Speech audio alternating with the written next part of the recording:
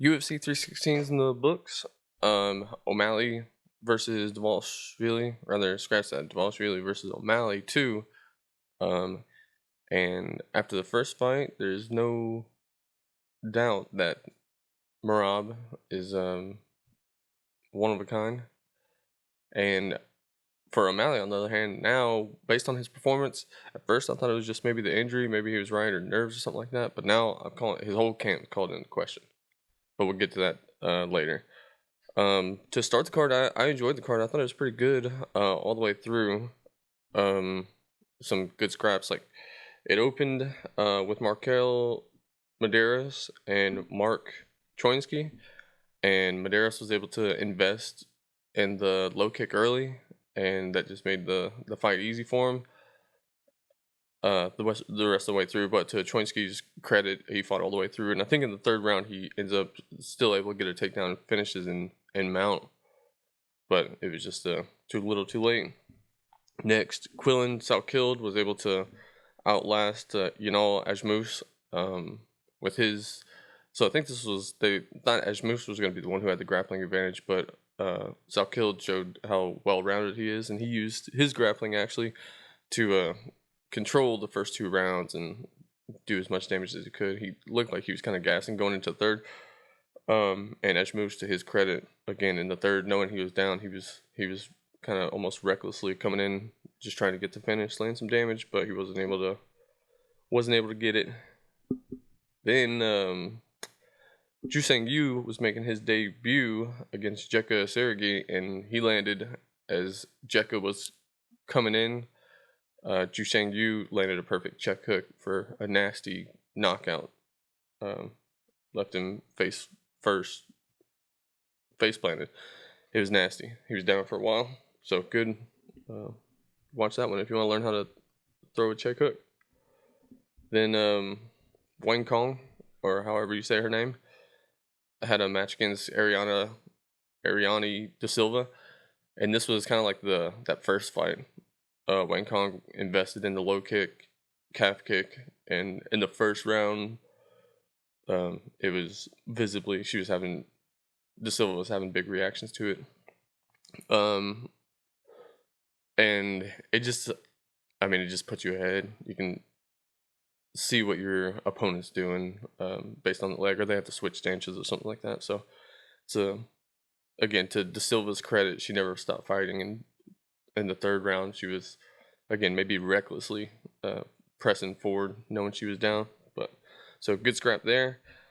And then next it was Andreas Gustafsson versus Chaos Williams, and Gustafsson put a beating on Williams in kind of a different way. He recklessly crashed in to get to his clinch positions, and then was able to just ragdoll and beat up Chaos Williams with knees and elbows and takedowns, and kind of an interesting different clinch style.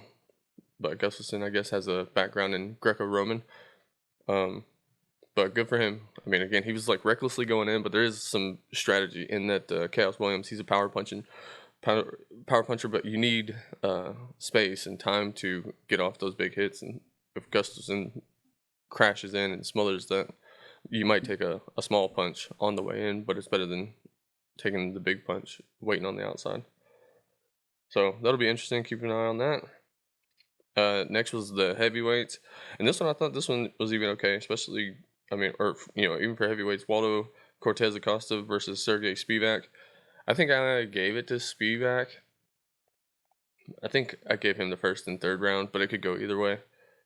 But it was a pretty good pace for the big guys, and even in the third round, they were swinging hard. So I enjoyed that one.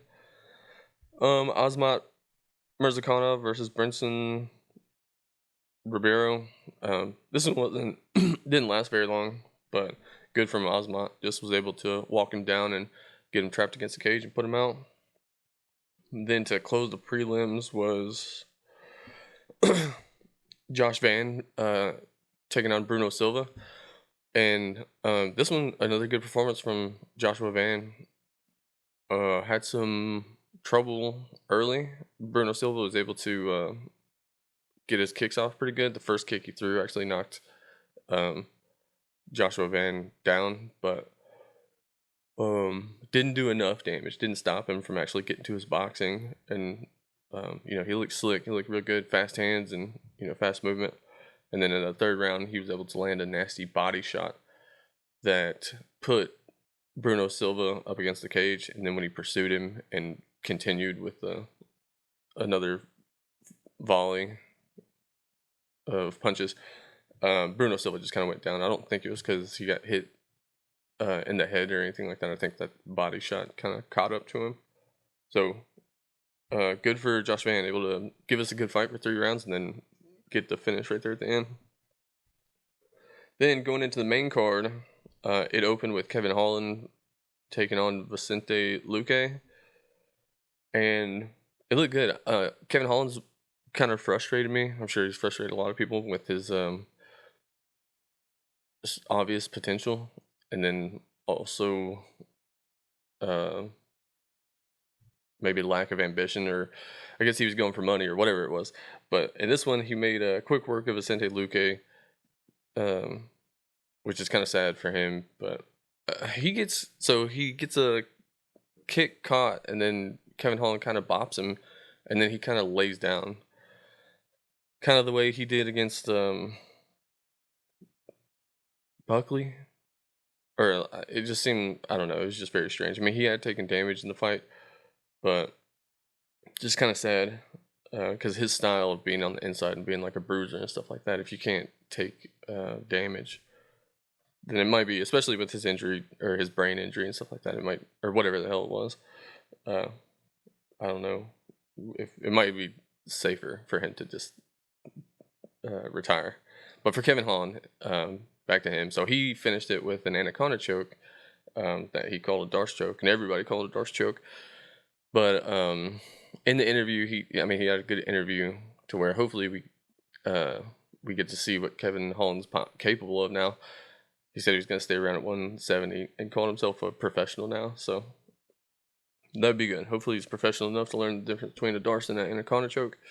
But I can get on the new Kevin Holland. I can get on board with this if he's going to take it a little bit more serious. The next up was the highly anticipated debut of Patchy Mix versus Mario Batista. And very confusing strategy, whatever Patchy Mix was doing. I don't know. A lot of times whenever I watch these things, I don't know. I like to try to give all the fighters, the professionals, the benefit of the doubt. And it's like there's a difference between a good game plan and bad execution, or good execution of a bad game plan. And I guess you have limited information, so you'll never know what it is. But Patchy Mix, being the submission specialist, seems like you want to get it to the ground as soon as possible. And I don't think he took a shot. He might have taken a shot in the first round. But whatever the case, whenever he did, Mario Batista had already put a whooping on him, and they were sweating, and he was beat up and stuff like that. And so, kind of confusing. Patchy Mix just spammed a right hook, and Mario Batista was able to move and get around that to get. He wins the decision, but a lot of people are upset with it, booing and stuff like that. But he put on a good pace and he was on offense the whole time. If you're upset with anybody, it's gonna be Patchy Mix. So a little disappointed there. But he's good, and for this one, you can just blame it on a debut against like a really tough opponent. So he'll bounce back, and Mario Batista keeps climbing the ranks. So, and again, he looked good. Then next, it was Joe Pyfer versus Kelvin Gastelum. This one getting rescheduled, I guess, from the Moreno Ursig fight, because Joe Pyfer got sick. And this one was crazy. Joe Pyfer in the first round landed a big right hook, put Gastelum down, couldn't get the finish. Gastelum gets up and recovers. Then Pyfer lands a big right kick, and Gastelum doesn't even go down from it, just eats it. Then Pyfer lands another big right hand that puts Gastelum down again, but he's able to survive the round and then recover. So Gastelum's up there with like the best chin in recovery. It's just pretty crazy. Pyfer supposedly hits harder than Ngannou. But then going into the second round, this is where Pyfer got too hungry chasing the knockout, especially against somebody who just showed that who can take the punch. Um, you can't burst down the tank like that.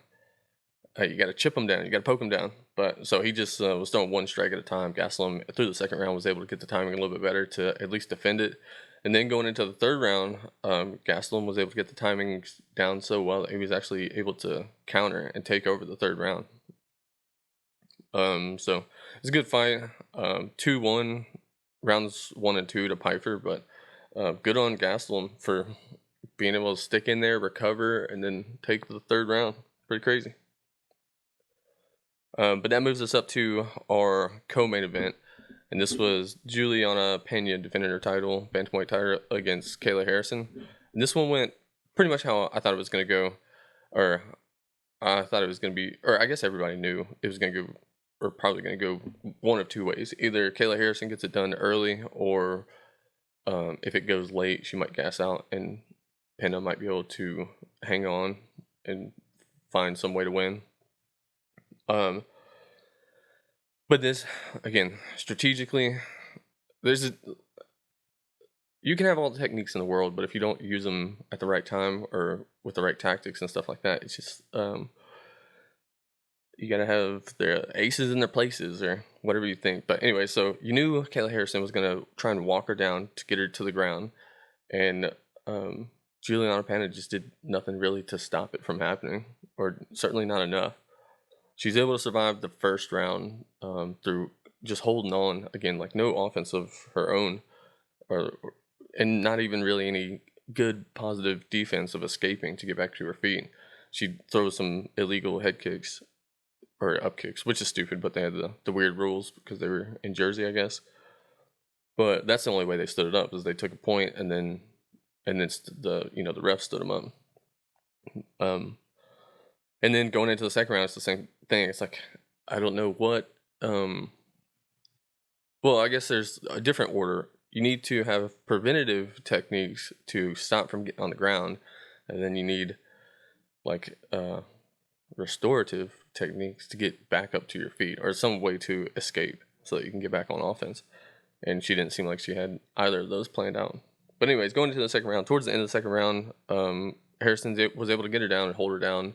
Wasn't able to get much damage off, but finds a Kimura in the waning seconds of the second round. So she gets to finish, and Harrison fulfills the prophecy. Everybody knew she was going to be fighting for a title when she came over from PFL, and then they had a pretty cool moment in the cage. Amanda Nunes was out there. She gets in the cage, and they call out that she's coming out of retirement to fight now that she's got a new opponent and stuff like that. So that'll be a good one.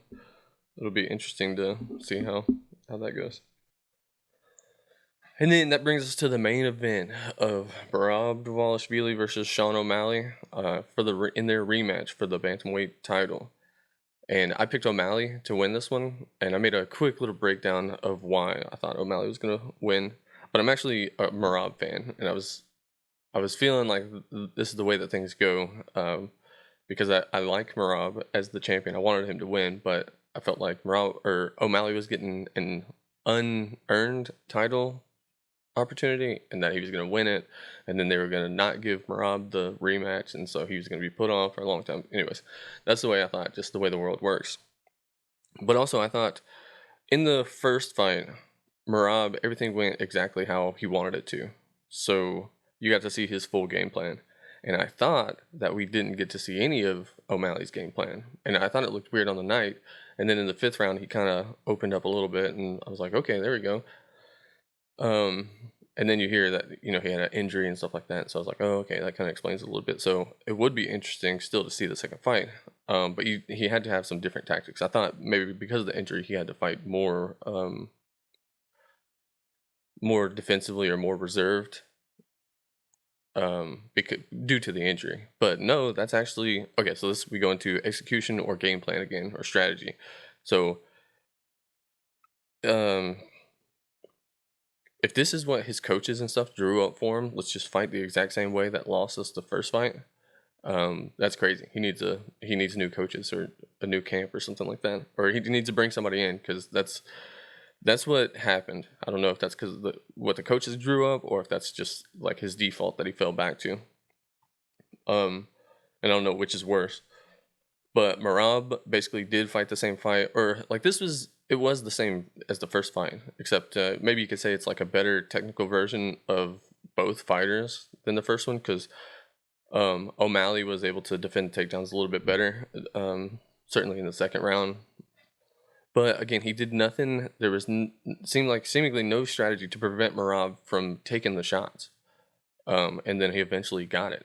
Maybe he doesn't get it the first time, but he's not like some kind of bursty, like all in, all or nothing on a takedown. He's just poking you down. It's like he's poking with your takedowns. He's like a volume grappler. So you can't let him get to that.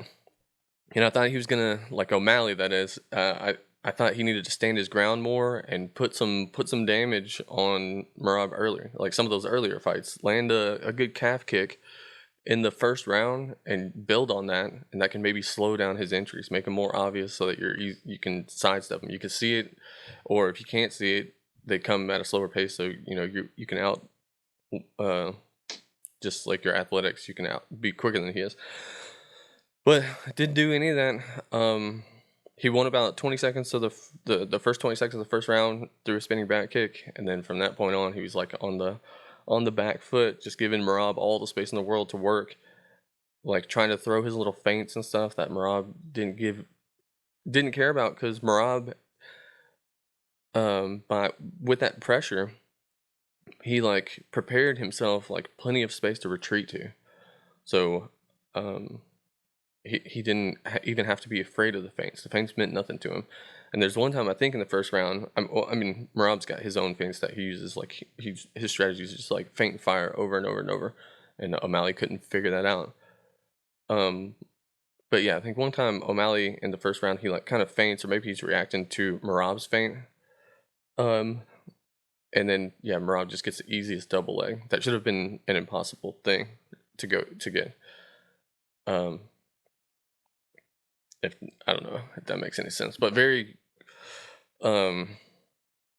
confusing strategy and work from Sean O'Malley. Fought the exact same way as the first fight. And I said better, but I guess you could say worse, because, or maybe I guess Merab made the better, or the improved by more, because this time he was able to get the finish in the third round with a ninja choke slash neck crank north south choke. But really good stuff from him. Again, I feel like I focus more on O'Malley, because that's how I just thought that was going to be. If it, it's still interesting to me. Like, I just don't get an answer to this question of like the best of each, like who wins. Or maybe this is like what I was saying. It doesn't matter what techniques. I think we all agree that O'Malley's got the techniques and the physical ability to win. But if you don't use it at the right time, if you don't have a strategy, then it's all for naught, or like they're useless. But good win. I mean, I like Merab. Have liked him on his way up. He's a goofy guy and seems like a good guy. So it's nice to have that as the champ. And I feel bad for O'Malley, because it seemed like he did make the changes, and he's much less annoying for this one. But really good win from O'Malley. Merab, Jesus. Finishing O'Malley, getting a finish this time. And what's next for him? I guess they were making it look like Sandhagen. And this will be interesting, because Sandhagen is kind of like Merab, I think, in I mean, these guys are all athletic and they're professionals and stuff like that, but they don't have maybe like the natural gifts that you might see in some other people. But they are maxing out their like tactical abilities, like good coaches, good game plans. Corey Sandhagen seems like a smart guy who, if anybody could game plan for it, it might be him, even though he maybe doesn't have the quickness or the power like Song Dong or something like that. But I think also, I mean, Sandhagen has that little jumping knee finish he does. So I'll just be curious to see if Sandhagen is able to figure out Merab, or if he just gets ragdolled.